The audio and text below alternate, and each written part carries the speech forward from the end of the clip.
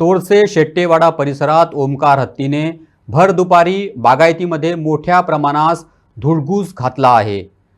हत्ती, कवाते आणि पोपळीसारख्या पिकांवर ताव मारत असताना वन खात्याचे कर्मचारी फक्त पाहत असल्याशिवाय काहीच करू शकत नसल्याने शेतकऱ्यांची नाराजी शिगेला पोहोचली आहे। वारंवार होत असलेल्या हत्ती उपद्रवामुळे शेतकऱ्यांचे आर्थिक नुकसान वाढत असून तात्काळ उपाययोजनाची मागणी जोर धरत आहे। फोन केला हांवें आमचो आमदार प्रवीण सुद्धा फोन केला, त्यांनी सांगले आपण सांगले असे तसे केले म्हणून सांगले त्यांनी, पण कांयच ना, परते परते हांगाच येता आणि हे सगळे लुकसाण करून वयता। राती कितल्यांक आयल्लो? राती 11:30-12 सुमार येयला। रातचो मागीर तुमी आयले रानान हेतू? ना, आमी येवंक शकना न्हू, हा, कित्याक भिरांत दिसता न्हू तो हांगार येत आनी कितें करीत। ओके, कितले उडयले तुमचे कवाते?